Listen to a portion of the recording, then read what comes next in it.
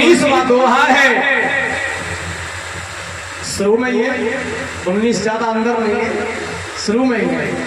और 19वां जो दोहा है उसमें भगवान का नाम छिपा हुआ है, क्लियर नहीं किया। तो क्या नाम बताया, क्या दोहा है, नोट कर लीजिए। वैसे ज्यादा ढूंढना नहीं पड़ेगा। रामायण को जब खोलेंगे तो शुरू में 19वां जो दोहा है उसे खोल करके देखना। तो उसमें बताया, बरसा ऋतु रघुपति भगते तुलसी साल सुदास। फिर दोबारा सुनिए, बरसा ऋतु रघुपति भगते तुलसी साल सुदास। राम नाम पर परण जुग सावन भादो मास। लेकिन भैयाओं इसे वही पकड़ पाएगा कौन, वो है जो बुद्धि परम सयानी। अब हम कितने होशियार हैं, आप पकड़ना। तुलसीदास जी ने तो लिख करके रख दिया, अब हमें ये हिसाब लगाना है। हम पढ़े लिखे हैं, हम समझदार हैं।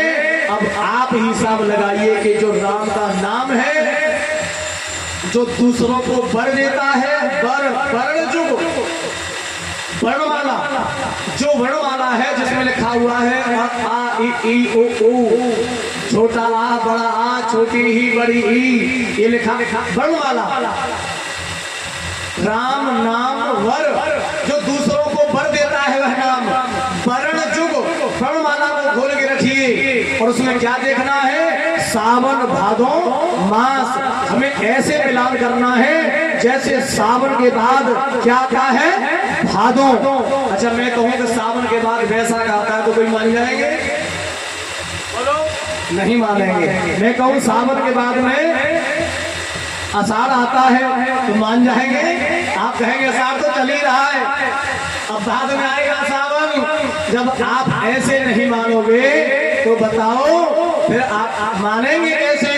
तो वर्णमाला को खोल के देखना है और उसमें ये देखना है कि जैसे सावन के बाद भादो आता है, भादो के बाद द्वार आता है, द्वार के बाद कार्तिक आता है, कार्तिक के बाद अगहन आता है, ऐसे ही जैसे सावन के बाद भादो आता है, ऐसे ही मेरे प्रभु के जो नाम के जो 2 अक्षर हैं उनमें ऐसे ही आता है जैसे हमने कहा कि भगवान का नाम है राम। तो अब हमें मिलान करना है, वर्णमाला को खोल के रखना है। उसमें यह मिलान करना है कि रा के बाद क्या आएगा, रा के बाद क्या आएगा वर्णमाला में, रा के बाद ला, यही तो आएगा। रा के बाद ला आएगा।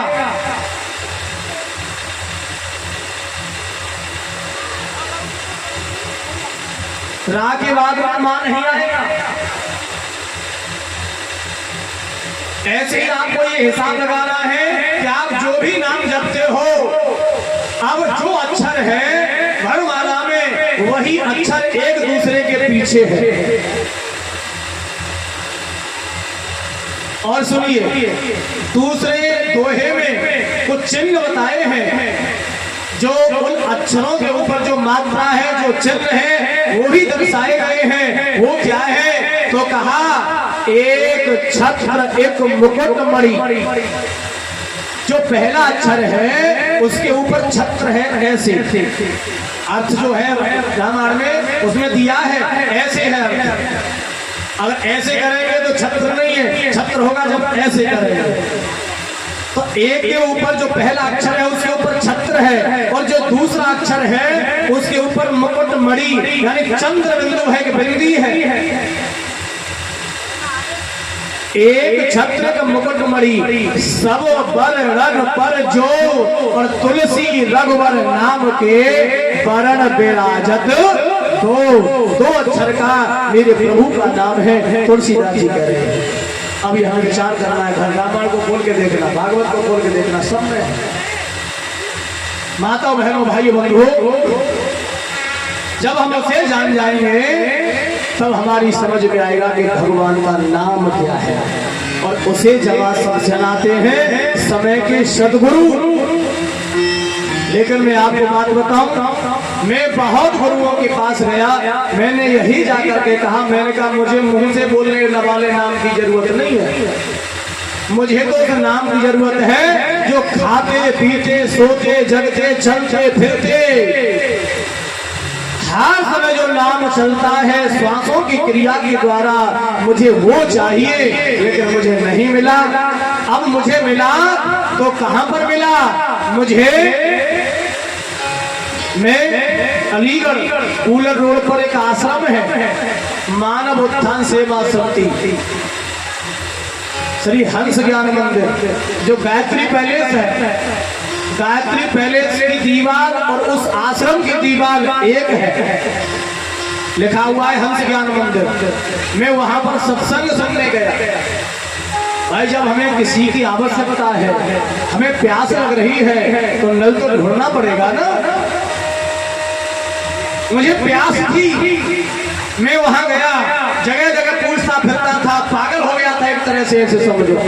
एक बार राजस्थान निकल गया, कोटा बूंदी, पैसे खत्म हो गए, भूख भी लग रही है, बैग में वजन बहुत है, चला भी नहीं जा रहा। अब मैं सोच रहा हूँ कैसे पहुंचूं, क्या करूं, पैसे भी है नहीं, जंगल में हूँ, बस वाले ने बैठाया, किराया नहीं दिया तो उसने उतार दिया। बहुत सुंदर घटना है मेरी से, उतार दिया। मैंने उनसे कहा भैया मेरे पास पैसे खत्म हो गए, देख देख आप बिठाना चाहो तो बिठा दो, उतारना चाहो उतार दो। उसने उतार ही दिया।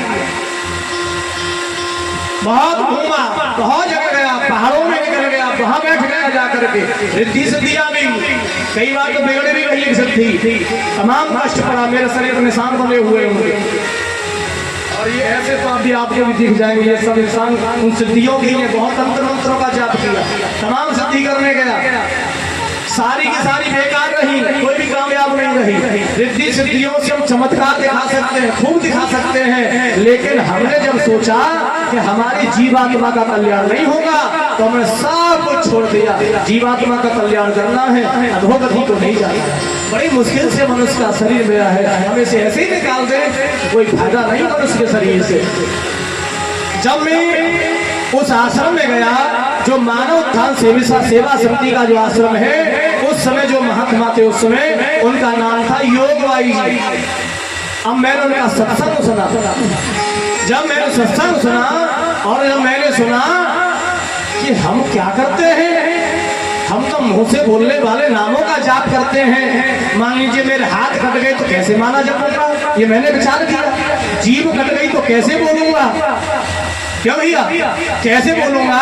तो मुझे तो वो नाम चाहिए, ना कर से जपू में माला, ना मुख से कहूँ मैं राम, और मन में रास में रण करे मैं पाऊं विश्राम। मुझे तो वो चाहिए। चाहे सो रहा हूँ तो सोते सोते मैंने अपने मन को लगा दिया, मैंने अपनी श्रुति को शब्द से जोड़ दिया, और रात भर मेरा भजन हुआ, एक भी श्वास खाली नहीं। और जब मैं चुपचाप बैठा हूँ तो मैंने अपने मन को फिर लगा दिया, तो भजन हो रहा है। न मेरी माना है न कुछ भी है, मैं तुम्हारे घर बैठा हूँ, मेरा भजन हो रहा है। मैं कोई भी काम कर रहा हूँ, मेरा मन उधर लगा हुआ है, मेरा भजन हो रहा है। एक शब्द श्वास के साथ, शब्द नहीं अक्षर, शब्द नहीं अक्षर, अक्षर एक अक्षरों को मिलाकर के शब्द बनता है। एक अक्षर ऊपर जा रहा है, एक अक्षर नीचे आ रहा है। बोलने चालने का तो विषय ही नहीं है, वर्णन करने का विषय ही नहीं है, वो अजबा जाप है, वो अव्यक्त अक्षर है, उसका केवल ध्यान करने का विषय है। ध्यान करिए अगर अपना कल्याण करना है तो। जब मैं वहां गया तो आश्रम है सतपाल जी महाराज का। मुझे सतगुरुदेव श्री सतपाल जी महाराज के दरबार से उन आत्मज्ञानी संतों के द्वारा उस ज्ञान की प्राप्ति हुई, और उस ज्ञान को जब मैंने जाना, फिर मैंने रामायण को खोल करके देखा तो जो रामायण में था वो सत्य था, जो महाराज जी के यहाँ से मिला, जो संतों के द्वारा मिला वही निकला। फिर मैंने भागवत को देखा तो भागवत में भी वही सत्य निकला। फिर मैंने कर्मकांड की पद्धति को देखा, कर्मकांड की पद्धति में वही नाम निकला। मैं जहां भी देखता हूँ वही नाम निकलता है। हमने कहा अब की बार मुझे सत्य नाम मिला है। तभी से मैंने अपने मन को उससे जोड़ दिया और उसी के लिए मैं आपसे प्रार्थना कर रहा हूँ, आप भी उसी नाम को जानिए। हमें अपना कल्याण करना है ना, हमें दूसरे से कोई मतलब नहीं, हमें अपने आप को तो जानना है। हम कौन है, हम क्या है, हमारा लक्ष्य क्या है, हम किस लिए आए हैं, हमें भगवान ने किस लिए यहाँ पर भेजा है।